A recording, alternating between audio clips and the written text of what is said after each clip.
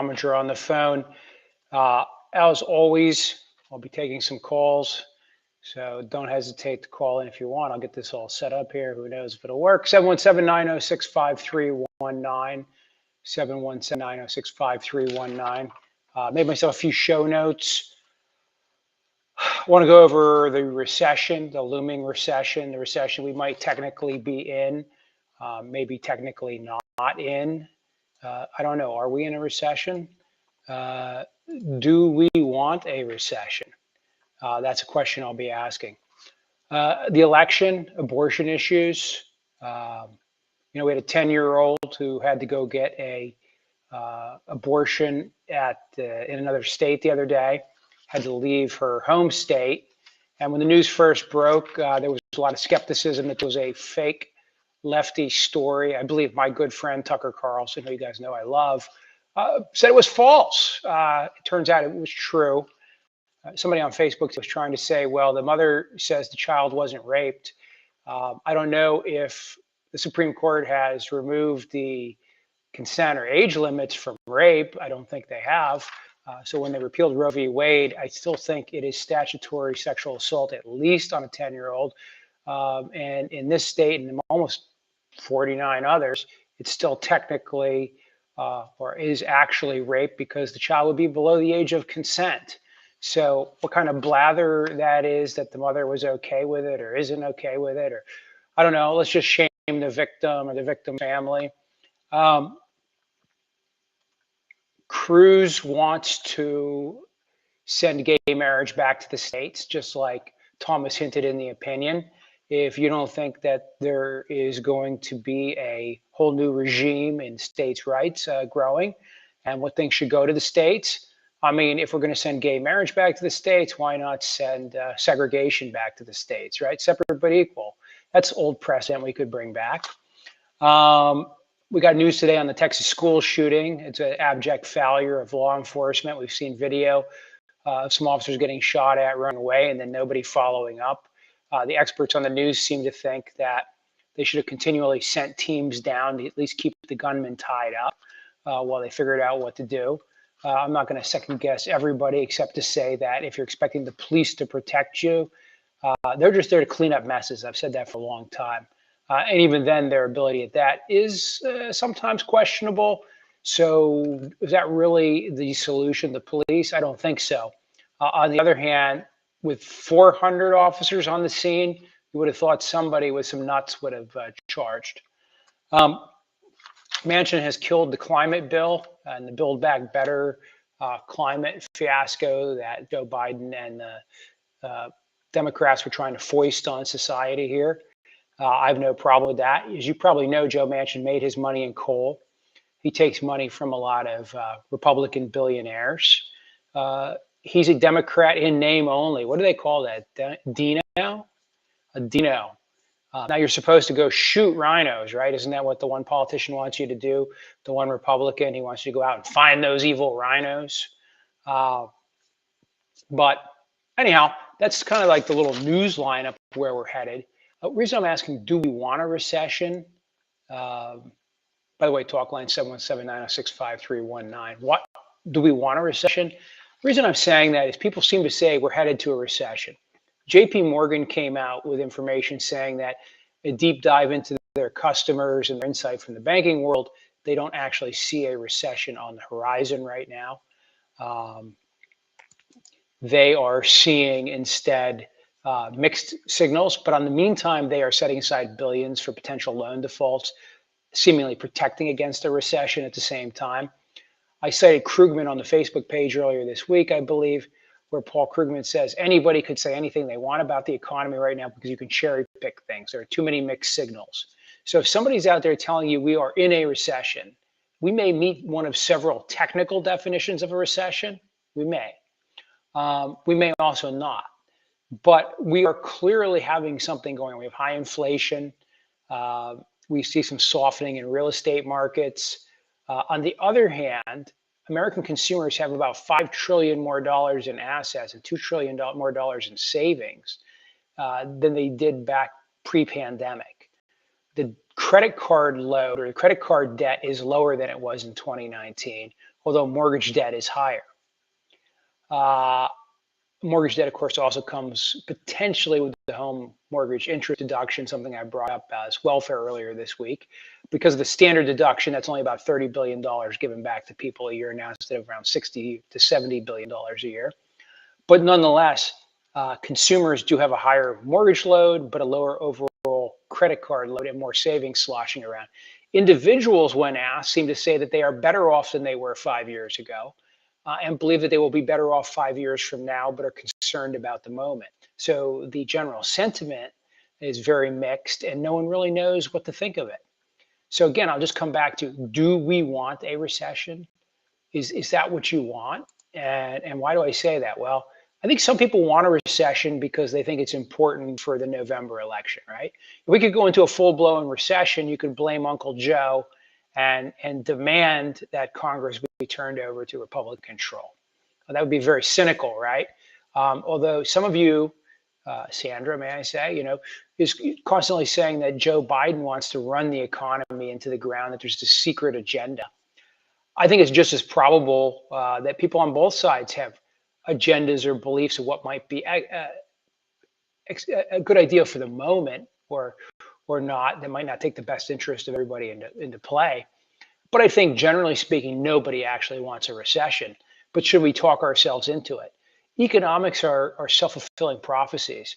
If word gets out that there's going to be a shortage of sriracha, which apparently there is, you go to the Walmart and it's gone from the shelf 2 days later. Was there really a sriracha shortage? Same thing going on with baby formula right now. We have an actual shortage of baby formula, compounded by hoarding of baby formula by people who traditionally might have, say, only bought 2 or 3 canisters, are now buying 10 when they can find it. So supply chains get wrecked when people sort of get the idea in their head that something's going to happen. Economics makes moves. So if you believe inflation is out of control, you might raise your prices in order to hedge against inflation in the business you run. If you do that, you're pushing up pricing pressure on people below you, who then have to raise their prices, and it all comes full circle, and everybody raises prices on each other. That's why there's always a natural inflationary pressure in the economy. When the economy is expanding, everybody's always trying to get a little bit ahead, right? That's where inflation basically comes from at its most basic level, is the concept of everybody just trying to claw a little more. We have places like Japan, who for a number of years have had no inflation or zero inflation, where people pretty much don't expect prices to go up. And if they don't expect prices to go up, you figure you can't raise prices because you don't expect people will pay for a higher price. And you also don't feel compelled to, because you don't feel like you're going to have to pay a higher price. So psychology is extremely important in recessionary analysis. So will there be a recession? We'll see what happens. If there is a recession, will it be a normal recession? Well, we've never gone into a recession with people sitting so pretty economically, so to speak. And you can talk about inflation being up. We have several decades of below average inflation. And so some people believe still that we're in a catch-up inflationary period. Other people believe that that's not true. We're in a runaway situation brought on by quantitative easing, loose money. Remember, between Trump and Biden, trillions of dollars were unleashed into the economy, right? And you may forget that Trump and Biden both did that as part of the COVID packages. There's always an argument that the last tranche was too much. That's kind of what Joe Manchin is saying about this most recent tranche, is that if the economy were different, inflation were different, he might have stayed on board with the Democrats. So it doesn't sound like he's really against Build Back Better on a strictly environmental plank, but more on a inflationary plank. And what's going on with the dollar? The dollar is strong, right? The dollar is incredibly strong. In fact, the euro is worth less than $1 right now. That's the first time that's happened since 2002. What does that mean? I don't know. We're going into this alleged recession, but our buying power, our ability to purchase from overseas, is way up. Our supply chains are snarled. Our ports are backlogged. In the meantime, it's expected that crude production in the United States will continue to rise. By the way, I don't know if you can hear the thunder and lightning in the background, but I can hear it rumbling. So internet, electricity, signals, things like that, they don't always mix. So if for any reason we lose the power, we may lose the transmission. I just want to throw that out there, but that's okay. Where am I headed with all this? Well, the point is, I don't know where the economy is headed. I don't think any of us can know. And I think anybody who's out there telling you that there is a full-blown recession on, that inflation will go into some kind of crazy spiral. Look at the price of gold. For years, the guys on talk radio have been telling you, you need to buy gold. Buy gold now. I buy gold, right? The hosts are always like, hey, I buy gold and I hold on to gold in case there's inflation. So the inflation is the highest it's been in 40 years. And what's happened to the price of gold? Did you double your money in gold yet? Did you double your money in gold yet? So one of two things. Either they were full of it all these years, right, about inflation and the relationship to gold and the hedge, or we don't have high enough superinflation that gold is a necessary hedge, or it's one of these mixed economic indicators I was talking about earlier, where what's going on with the price of gold isn't exactly tied to what we would expect from inflation. Something called Phillips curve, which is the relationship between employment and inflation. And there was this theory a while back that the Phillips curve was broken because unemployment had gone so low, down to like 3.9% or something like that amongst active job seekers. But yet inflation had not come up, that the relationship between unemployment and inflation had been broken, this Phillips curve. Then we decided maybe that the Phillips curve is not. So let's see here. Bill says the depression was done based on what you're saying. Rockefeller and his corrupt cronies did it. Yeah, well, there's always a theory that the rich guys are trying to shake the small guys out of the market. Look at crypto right now. If you've got money in crypto, you might be proverbially pooping your pants right now, right? Or maybe you're doubling down and buying more. The problem with crypto is who defends it. So governments defend currencies most of the time, right? When a currency starts to go into a wild swing or a wild pattern, Bill, put your thing up here. So you think the depression was done based on what I'm saying, and you think it was Rockefeller and his corrupt cronies. So possible. And there's a lot of history of people making runs on the market. Now, in this modern era, there are people that are capable of it, but there's so many people who control so much wealth and so many pots. So back to crypto for a second. Who defends crypto, right? So when Bitcoin, a report just came out in the Wall Street Journal that the 7 largest miners in the United States are burning as much electricity every day as the 2.3 million people in Houston do with the city of Houston. And that Bitcoin is burning so much electricity. Remember, China basically kicked the Bitcoin miners out recently over their energy consumption. So a lot of it's moved into the United States. It's pushing up, arguably, according to some studies, electric bills. They said in some areas in New York State, people are paying extra $60 a month because crypto demand has pushed up prices in those areas. Is that all true? I don't know. It seems logical. We're talking about, again, if you're talking about burning as much electricity as what, Houston, which is one of the largest cities in the United States, then obviously that's just the 7 top miners who are all exponentially growing their mining operations, at least right now. Is it sustainable? So I don't know where crypto goes. The miners defend it, or are they just going to produce it because they can get the electricity cheap enough that the value of the Bitcoin is higher than the cost? If one of you guys knows crypto, would love to hear what you have to say about it, what you think about it. I'm not a crypto guy. I don't follow it religiously. I just know that 3 major crypto exchanges have gone bankrupt and one's just sort of not responding to anybody right now. So again, who defends crypto? Is it really an asset? What's it actually worth? So if you own stock in US Steel and US Steel goes bankrupt, right? As a stockholder, you have some rights as a shareholder. As a bondholder, you have even better rights, right? But after the bondholders get paid, maybe the shareholders get paid in a liquidation. When you own crypto that's traded on an exchange and it's being held by them, you might just be an ordinary creditor, just like in a banking situation, where if it was a private bank with your own money in an account, FDIC insurance would kick in up to a certain amount. But with crypto, there's nobody there to pay you out. So maybe you bought a reinsurance product, or maybe you're just like everybody else in the world and you just had some crypto in a wallet somewhere held on an exchange that you can't get to anymore. Maybe it just went poof. Hard to say. I do think there'll be repercussions from the crypto market. I don't know how much money is being lost there right now, if that's going to ensue the panic. But again, it's just one part of the overall economy. So crypto's having a little meltdown right now, maybe. Gold has not gone up. Is that because people hedged into gold or into crypto instead of gold? And maybe that's why gold didn't go up? I don't know. I don't know. I don't know the answers to all these things, and I would like to say I don't think any of us do. It's something that I think should be studied. I think something that people who in the know could give us some insights on. It's kind of like oil price. Oil price is crashing down again. It's crashing down despite the war with Russia right now, despite the Ukrainian issue.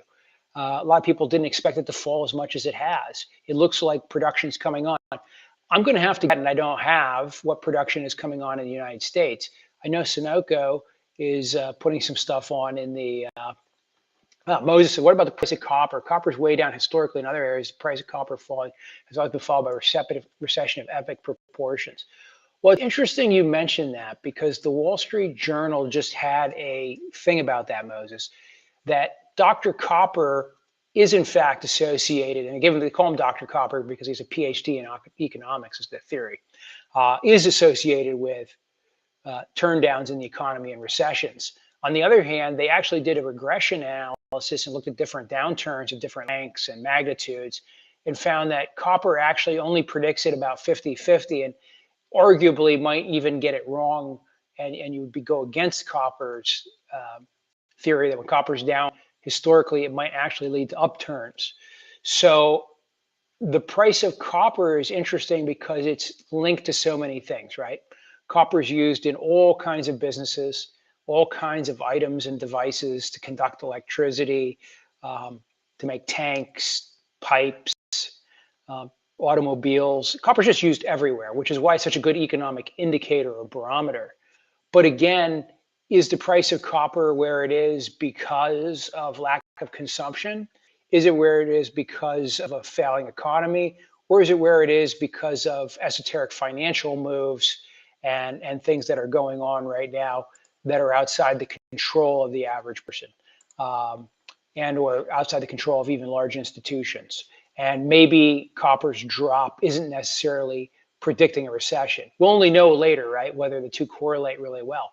There's so many other mixed economic indicators. Again, inflation's high. Copper should be going up, right? Commodities should be going up with inflation because you want to park your money in tangible things. That's the theory. Now, people have unwound from them, meaning they don't maybe think that inflation is here to stay, that inflation is not a long-term thing. We're going to find out, obviously, right? We always do. We could all get rich if we knew accurately when it was going to happen and how it was going to happen and how it would all play out. Remember this, even when the economy is in a downturn, right? Even when 1/4 of all people didn't have their job during the Great Depression, a quarter of the people, 25% of the people in the United States were unemployed. The corollary to that is 75% of the people in the United States were employed, right? Maybe they didn't have the best wages, maybe weren't in the best position. But on the other hand, if you were one of the people who had some money or was making some money during the Depression, you might be in a position to accumulate some wealth. So remember, even in a downturn, there are things that you can do or maybe deals that you can strike that would benefit you. So just look at my notes again. I posted something on Facebook about a little quiz. Is Obama, and why am I going back to Obama? Well, I keep hearing people go back to Hillary Clinton. So I figured we'll just go all the way back to Obama, since President Trump was really big on whether Obama was from Hawaii or not, or Kenya or not, whether he was a Christian or not, or a Muslim or not. And I figured I'll just post a quick poll and see what people say on Facebook. I think it took all of about 13 seconds for somebody to say that he was clearly a Muslim. Somebody else say he was born in Kenya. Other people saying he's a Christian from the United States.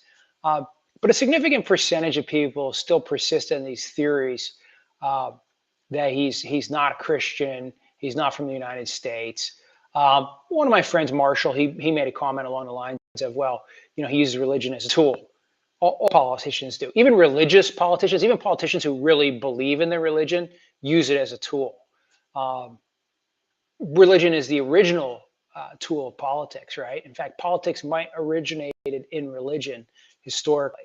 If you go back to even the biblical aspects of the kings and the judges and God setting people up, government has always been one-on-one with Christianity in the Western mind. Our founders then created, this concept of separating church and state, now having an official church. What the exact level of separation, recognition is supposed to be something we're fighting out today, and it's still going on. We're not going to get into that today, but I offer it up that people seem very concerned still that Obama was a Muslim or Obama was from Kenya. And that was something Trump pushed very hard. It may have actually started with Hillary Clinton's people. Doesn't matter where it started. It's one of these things that just continues to go. And of course, some people have said, it's really about his race. And this was a way for white supremacists and people who were anti-Black or at least somewhat racist and maybe not even realizing it, to express their racist self, because instead of saying, I don't like him because he's Black, I don't like him because he's a Muslim from Kenya, right? And that way you're not saying, I didn't like Obama because he's Black. I don't know. Again, possibility, probably true of some people. I think it just shows how uninformed our electorate is, or how they're really pulled into things that really don't matter. Another thing that blew people's minds, Teresa posted on Facebook, and I amplified it a little bit, was a chart showing the average GDP gain under each president. So it was the average GDP gain per year over the entire 4 years of each president's term, or 8 years of each president's term, whatever the case may be, except Ford, I don't think, had either. But my point being is, Trump had a very low, as did Obama. In fact, the presidents who did well were back a few years. That might be because the overall economy did really well. So let me tie this into, why does that matter now? Why did our economy do so well in the 60s, 70s, and 80s, and 90s? What was the big growth factor in the United States economy? Anybody want to raise their hand on this one? Anybody know what the big growth factor in the United States economy was? It was bringing women into work. See, there's only two ways to increase your economy. One is to have each person produce more. That's the productivity level. So if I make 1 pen, right, in a day, but then I figure out how to make 2 pens in a day, then I've doubled my productivity. But if I can only make 1 pen a day, and you need to bring another worker in, and then each worker makes a pen, now we're still making 2 pens. We've still doubled productivity. We haven't doubled productivity. We've doubled the amount of output of GDP, okay? So the only two ways to increase GDP, gross domestic product, is to either increase the efficiency of each worker, which we've done slowly over the years, and sometimes faster or not faster. And the other way is to add workers. The great migration to work came after World War II. All these nice ladies took up jobs. They got kicked out of their jobs, right? Sent back to the house to raise the babies with the baby boomer generation. And then women started to return to work. They got educated, they went to college, they did all the things that women expect to do today. And we brought all these women into the workforce. And that grew our economy because we were bringing more people in. The other way we grew our economy is through immigration. You guys hate to say that, hear that, but when we bring in immigrants, again, we're adding people to the production. Okay, anytime you bring somebody in who's a worker, you increase your GDP. Now, there are costs to increasing GDP. These workers have to be fed, they have to be housed, they have to be clothed, they have to get medicine. But nonetheless, that's how you increase your GDP. And it was bringing women into the workforce over the 3-4 decade period that greatly increased the US GDP. If you take out the increase in women's labor, it goes right back to the magic like 2%, give or take. In fact, if you study human history since the modern invention of industry, so to speak, we'll call it, I don't know, 1700, somewhere in there, the Industrial Revolution, when the Dutch come up with banking and the machines start to roar and stuff, the average growth rate's been like 2% per year per country. And sometimes when people have jumped ahead, they've fallen back. But it seems like unless anybody's in a catch-up phase technologically, 2% GDP growth, economic growth seems to be the norm for modern industrial economies. Fact check me on that one if you think I'm wrong, but that seems to be about the norm. The US went through a phase of higher average GDP. Now, what does that mean? That means actually, if you were to look at Obama's numbers and Trump's numbers, knowing that the historical averages for normal are around 2%, neither one did very badly, right? Because they're not historical abnorms. And we go back for most of human history, by the way, it took a long time for GDP to increase. And by the way, somebody else said, well, Karl, one of the things you got to think about is the real wage, right? People's real wages have fallen. There's certainly that argument, right? People's real wages have fallen. Now, I'm talking to you through a repurposed cell phone, sitting in front of a flat panel computer screen, hooked up into a desktop that's exactly as big as a cube, just a little dinky cube, running on an internet, none of which my purchasing power could have bought me in the 1970s. In fact, you could have been the richest man in the world in the 1970s and not bought one iPhone or one Samsung smartphone, right? So real buying power is always difficult to measure. Um, you can only eat so many beans and so many steaks. So is your real buying power less or more? Well, there's different ways of measuring it, but what's available to you for your money? Um, in the 1880s, all the money in the world couldn't get you on an airplane. In the 1970s, the money could get you on an airplane. Could you afford to fly in the 1970s as the average person? Maybe. Can people now fly to Florida for a $100 one-way ticket on Allegiant Airlines packed like sardines? Sure. Was a $100 equivalent available in the 70s for a person to fly domestically? I don't know. We'll have to look it up. I would just suggest that measuring real purchasing power is always a sticky wicket because what we can purchase today is so much different than the basket of goods we could purchase back in the day, and the things we can do. So again, where are we at? Now, why was I talking about women in the workforce? Well, one of the unintended consequences of restricting abortion access will be less women in the workforce. Why is that? Because accidental pregnancies historically have sidelined women from their educations and sidelined them from work. If women make a choice to have an abortion and continue with their education or their work rather than raise a child, some people would say that's bad. Some people would say that's good. It doesn't matter what it is. It just matters that there is an effect. Now, you can say she should buckle down, she should go to school, she can raise the baby and continue working and do all these things, et cetera, et cetera. You're right, absolutely. But we just know across groups of people that a certain percentage of people will not complete everything they can. They either don't have the family resource or the wealth or the wherewithal. Not everybody has the same wherewithal. I'll give you an example of wherewithal. Uvalde, Texas. There were 400 police officers there, and they didn't have the wherewithal to stop a shooting for 70 minutes.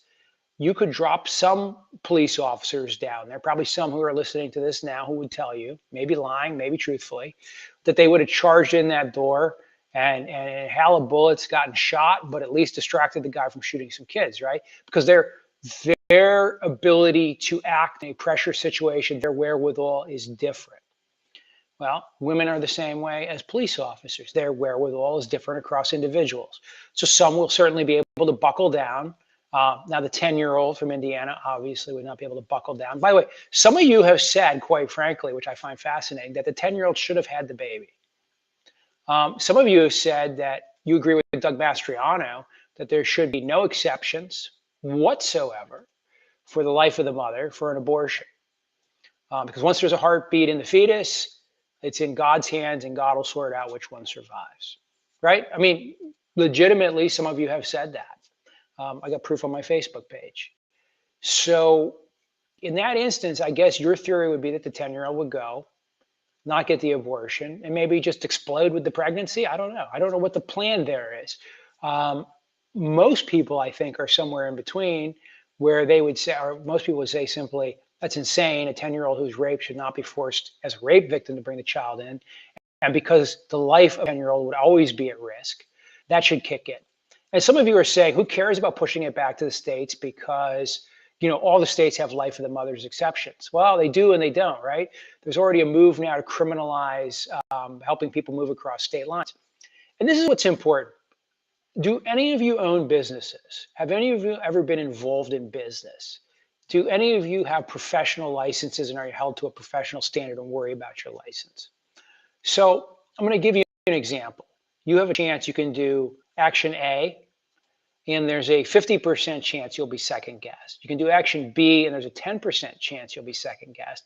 And you can do action C, and there's a 0% chance you'll ever be second guessed. Oh yeah, by the way, in that 10% guess, you'll have to go through a criminal jury trial and expend tens of thousands of dollars you'll never recover or more on lawyers to defend you and be written up in the newspaper in the meantime. I think I'll take door C, says many people. So as long as there's uncertainty, and some of you are happy with that, right? You're like, this uncertainty will cause doctors to only give abortions in the most egregious of necessary circumstances.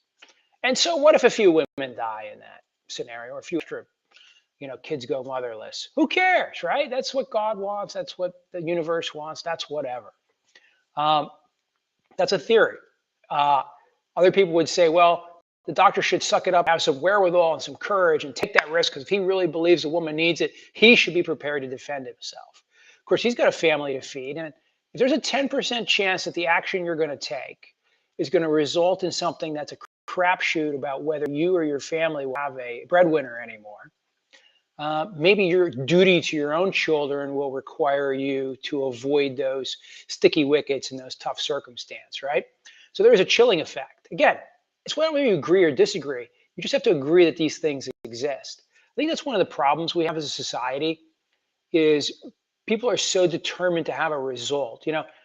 Someone said they think it's funny that some of you guys are calling me a liberal. She knows me. She knows I'm no liberal.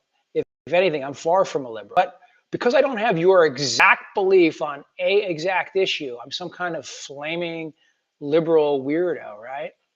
How about this? How about this? Biden is a bad president. I can say it, right?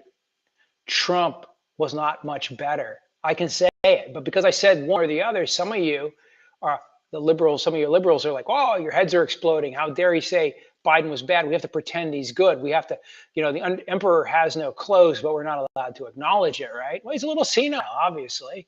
The real question is, what are his handlers doing? Who's really in charge, and are they doing a good job? On the other hand, if I said Trump is crude, if I said he's an ass, and if I said he whipped a bunch of people up to collect $250 million on false election claims, you guys think I'm not one of you. Well, maybe I'm just not taking it. Other people are on here going, well, who cares? We're going to move on from Trump now. You're not moving on from Trump now. He's going to announce. You're not moving on. None of us are moving on from Trump. He is not going away anytime soon. He's not going away quietly. He's about to get indicted in Georgia, potentially. Remember, all the evidence of election fraud, right? Everybody says there's all this election fraud and these corrupt judges, including the guys that Trump accidentally appointed.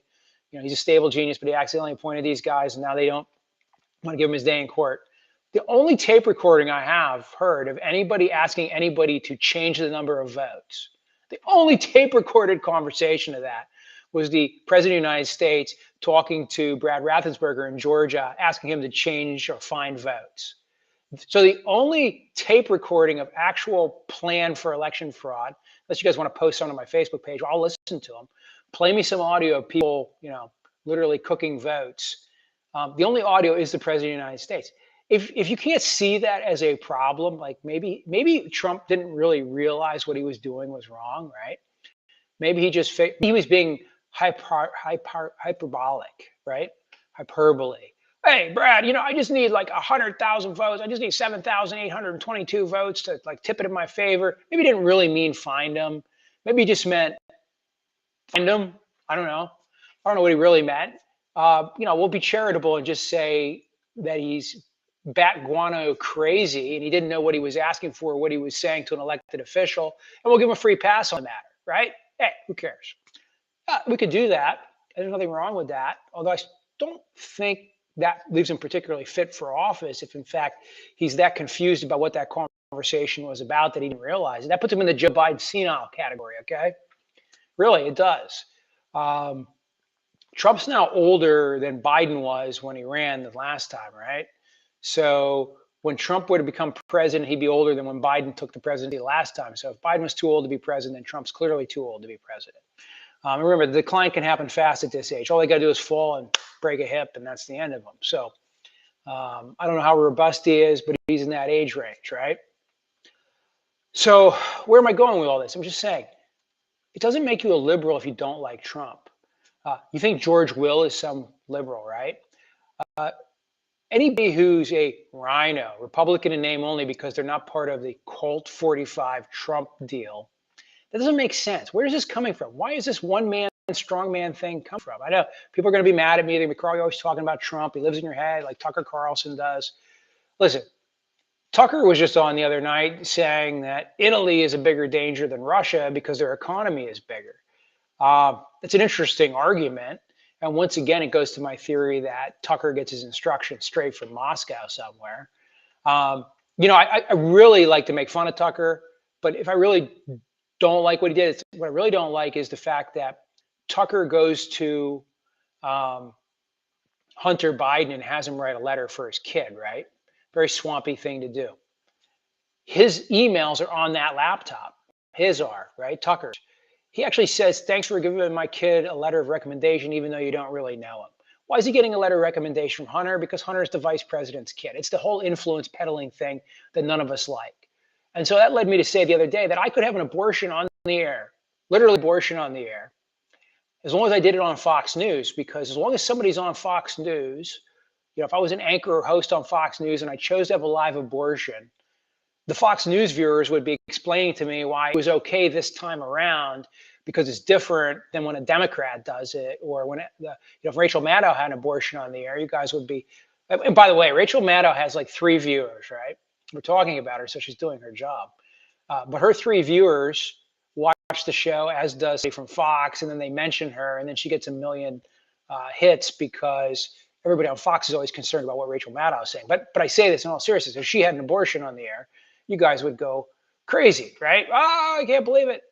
If one of the women on Fox did, it would be like, well, you have to understand, it's different because, well, it's a Fox. So Hannity can tell you in one set of text messages that he's sending to the president and Don Jr. and the press secretary and Mark Meadows that this has got to stop. And then we're talking about this election stealing, and there was no election stealing, and the president needs to do something about this violence, and he gets to get his people out of the Capitol, while he's simultaneously telling you something different on the air. And you're all like, oh, well, Hannity is being misconstrued out of those text messages. That's a one-sided January 6th committee, and I don't have to believe anything they say, even if they are the actual text messages. The fact that they touch the text messages means they're meaningless. Guys, if there's evidence that contradicts the January 6th committee, anybody can bring it out anytime they want. Anytime they want. Just roll it right out there. There's that one video of the cops opening the doors at the Capitol. I don't think that's where all the mob came in, but at least that's some evidence to the contrary, right? That's out there. So where's the rest of it? Get the rest of it. Now, Thursday night, we're going to have a very fascinating hearing because they're going to say what Trump was doing for the 3 hours while the people were ravaging the Capitol. And by the way, I posted an article about Ray Epps from the New York Times. Ray Epps is complaining that his life has been ruined because people are threatening him. And I know a bunch of you are convinced that he's an FBI shill and he was part of the secret cabal to trick Trump's people into raiding the Capitol, because they were easily tricked into vandalizing the United States Capitol. But the reality is, Epps, just like thousands of other people who entered the Capitol grounds and actually entered the building, was not charged with a crime. Most of the people who entered the buildings, most of the people who broke and entered essentially by going in a door that somebody else broke, have not been charged with crimes. Do we want them charged with crimes? No, I think they're patsies. I think they're idiots. Doug Mastriano, now that's a different story. He was chartering buses down there, right? I still don't think we know the whole story about what he was up to down there. I don't know. I think he's a smart guy, though. So he probably just stuck his nose, right up to the fence and then slid away while the people off the buses that he brought down entered the Capitol, right? Probably, that's my guess. If you were on one of those buses, I know one of you guys, there we go. There we go. That's every news channel today. They lie to all of us to keep their views in. Yeah, yeah, absolutely. Listen, the problem is people want to hear what they want to hear. So a lot of people don't like what I want to talk about because it's not what they want to hear. I'll just say whatever comes in my mind. I have a buddy who used to be what I would consider a Reagan Republican, a Bush Republican. He's sort of become a Trump Republican. It's kind of funny because he's a little more blue blood than most of my friends. So it's kind of like a Tucker Carlson almost, You're like really, you're a populist now. You got the tortoiseshell caviar spoon, and you're worried about what? Okay. Anyhow, you guys know that, right? You got to use that fancy schmancy spoon for the caviar, right? You'll see it. If you order caviar from the right place, they'll include the bone or shell spoon or whatever the hell it is, right? Because heaven forbid you touch the caviar with metal, because that'll interact and then it won't taste right. I'm told. I'm told. My grandfather many years ago told me that when he was a young man back in the 1920s or thereabouts, he went to some weddings where they had champagne and caviar, and he said, shovel the shovel the caviar in the corner with the horse shit and drink the champagne was his advice. I do have a taste for fish eggs, so I can't say I would follow his advice. But you get where we're going with this is people want to hear certain things. They like to have it reinforced. If I want to do a Ken Matthews style show, I already know the script. Like I could probably script Ken's show out 2 weeks in advance. So first of all, I got to spend a lot of time on the fact that the vaccine is fake and there's no real disease, and I'm digging in on the numbers and heart muscle damage and all this kind of stuff. By the way, myocarditis is a risk of the vaccine. Myocarditis is also a risk of the virus. So, we need to balance those things out. But that's a whole other story. I could do the Ken Matthews story. I could do a show. I could just follow those topics. That's not what I want to do. I want to force discussion. Sometimes you guys think you know what I believe. You probably don't always know what I believe. Sometimes I put it out there. Sometimes I put a question mark on the end of something, which is kind of my way of saying, I might not really be saying this, but what I love is people don't see that. So somebody the other day said, I can't believe you said that, and you support that. And I'm like, parse my statement. Is that what I said? You're not reading critically. Well, what am I trying to accomplish? I'm trying to accomplish discussion. Unfortunately, it's hard to get good discussions going. It's hard to get people on both sides of topics who put so much emotion into things. I got some clowns that like to just, I think they get sauced up on the booze, and then they just start posting crazy things on Facebook, and everybody's terrible, and Trump is great or Biden's great, and everybody else is terrible. I don't know. I'd like to get all of them drunk together and let them debate it, and just maybe keep all the sharp objects off the table. But again, if you think it can be distilled down into these simple, neat answers, just look at the decision in the abortion case. If you like the decision or don't like the decision, understand that in order to reach it, precedent had to be overruled, right? It's okay. You can overrule precedent. Remember, I told you judges can do whatever the hell they want, quite frankly. They can follow precedent or overrule it. It's easy for them to do either way. When they want a certain result, they follow precedent. When they don't, they explain why precedent doesn't apply in this particular case or needs to finally be overruled. But once you do that, once you overrule precedent, 10,000 lawyers come marching in with arguments. So, and don't get me wrong, groups of lawyers on different ends of issues have been doing this for years, right? It's been refined in the last 20, 30 years. But we would box in the courts. The court gives an answer, and then you say, okay, you said A, you said B, and you said C, so D must follow because by all legal logic, it must be D. And the court's like, whoa, wait a minute, I didn't mean for D to be where we were going to end up. But then they're boxed in. So then they have to decide how to explain themselves. And sometimes you can force them. And in this case, you have people on the court who would want to roll back gay marriage, who would want to roll back the right to contraception. If they roll back the right to contraception, that's crazy, right? No condoms for you. No pills for you. Like, well, what if I just want to wear the condom to protect against HIV? Oh, Karl, you're having sex outside of marriage. That's a crime too. Oh, well, I'm glad I'm as old as I am. Right? I broke a lot of laws back in the day. I did break some laws back in the day otherwise. Now, on the climate bill, I'm okay with that, right? On Manchin, I think I brought at the top of the hour that Manchin killed the climate bill. I'm okay with that. This whole forced change over to electric or renewables or whatever, it doesn't really necessary.